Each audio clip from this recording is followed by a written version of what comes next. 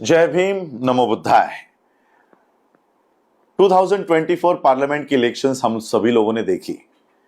ये इलेक्शंस पूरी तरह से कॉन्सेंट्रेटेड थी संविधान को लेकर।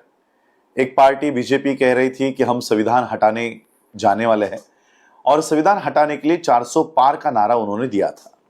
दूसरी पार्टी कांग्रेस कह रही थी कि हम संविधान बचाने की लड़ाई कर रहे हैं और संविधान बचाने के लिए हमें ज्यादा से ज्यादा वोट दीजिएगा। एक तरफ एक पार्टी कह रही थी कि संविधान हटाएंगे, दूसरी पार्टी कह रही थी कि संविधान बचाएंगे। अब बीजेपी हारने के बाद वो कह रहे कि कांग्रेस ने एक फेक नैरेटिव तैयार किया कि हम संविधान हटाने वाले हैं, जबकि खुद आनंद हेगड़े ये कह रहे थे कि 400 पार जाना है क्योंकि संविधान हटाना है। महाराष्ट्र की पंकजा मुंडे कह रहे थे कि हमें संसद में ज्यादा से ज्यादा संख्या में जाना है ताकि हम संविधान हटा सके। खुद नरेंद्र मोदी ने संसद में ये खड़े रहकर स्पीच दिया है कि 400 नहीं तो हम 370 तो ला ही रहे ताकि हम संविधान हटा सके। तो ये फेक नैरेटिव है, ये बीजेपी बोल नहीं सकती। हाँ, लेकिन फेक नैरेटिव है।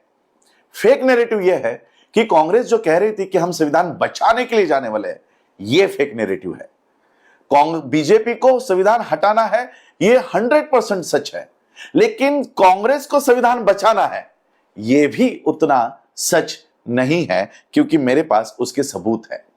ये 2 दिन पहले भारत के संसद में कानून बनने जा रहा है, one nation one election.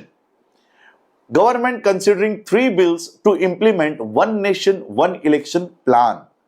Bharat सरकार इस देश में वन नेशन वन इलेक्शन लाने जा रही है और इसके लिए उनको भारत के संविधान में 3 मेजर अमेंडमेंट्स करने हैं, जिसकी परमिशन संसद में दी गई है। Article 82, article 83 and article 327। ये 3 आर्टिकल्स में पिछले हफ्ते में बहुत बड़े अमेंडमेंट्स भारत में हो रहे हैं। अब मुझे बताओ, जो कांग्रेस ये कह रही थी कि हमें संविधान बचाने के लिए अंदर जाना है, ये अमेंडमेंट्स जब हो रहे थे तब राहुल बाबा क्या सो रहे थे? इसका मतलब फेक नैरेटिव ये है कि इनको संविधान बचाना है। ये फेक नैरेटिव है और इस फेक नैरेटिव में हम लोग फंस गए। भारत के लोग, महाराष्ट्र के लोग फंस गए। महाराष्ट्र का उदाहरण देना चाहूंगा। 2024 में एमवीए के अगेंस्ट जो वीवीए खड़ी थी प्रकाश अंबेडकर जी के नेतृत्व में, इनके 50 लाख वोट पे से ये 10 लाख वोट्स पे आ गए। इसका मतलब 40 लाख वोट्स ये उद्धव, शरद पवार और राहुल गांधी इनको पड़े हैं। इसका मतलब है 40 लाख वोट्स हमारे चले गए संविधान बचाने की दुहाई के लिए। लेकिन अब जब संविधान सही में खतरे में है तो ये आवाज तक नहीं उठा रहे। बहन जी के भी वोट्स शिफ्ट हो गए। इसमें दोष कहीं ना कहीं हमारा भी है। हमारे इन नेताओं ने क्रेडिबिलिटी अपनी लॉस्ट कर दी है। इनका विश्वास कहीं ना कहीं समाज का विश्वास उठ गया है इन पे से, और इसलिए ये वोट्स जा रहे हैं।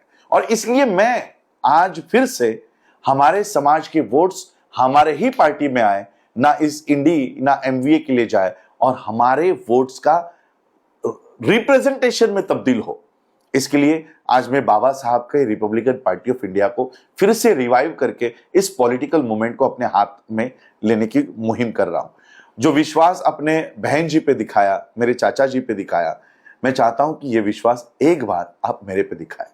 याद रखिएगा, मैं उस डीएनए से हूं जिस डीएनए ने इस देश में 2500 साल की गुलामगिरी को 60 साल के उनके जीवन कार्यकाल में खत्म कर दिया। उस डीएनए को लेकर मैं चल रहा हूं।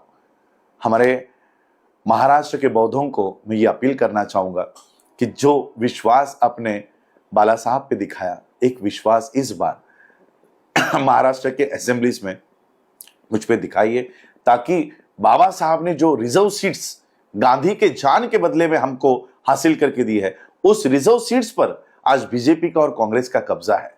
क्या इनको नैतिक अधिकार है? अरे गांधी जी के जान के बदले में, प्राण के बदले में आपने हमको ये सीट्स दी है, वो सीट्स भी आप हमसे चुरा रहे हो।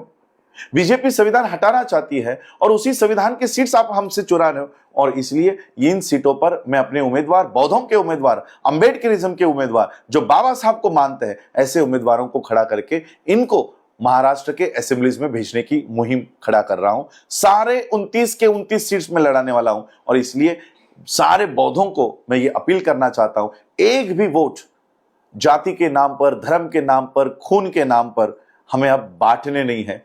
जो विश्वास ऑलरेडी जिन्होंने गवा दिया है, फिर से वो अगर विश्वास हासिल करके हमारे वोट खत्म करना चाहते हैं तो इसको हमको कहीं ना कहीं रोकना होगा। आपका एक एक वोट आपके प्रतिनिधि को चुनने के लिए डालना चाहिए, ना कि किसी और को जितवाने के लिए।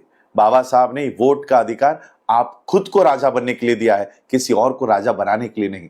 इस वोट का अधिकार का इस्तेमाल ठीक से कीजिएगा। इतना ही कहना चाहता हूं, बस इतना ही अपील करता हूं। जय भीम, नमो बुद्धाय, जय भारत, जय संविधान।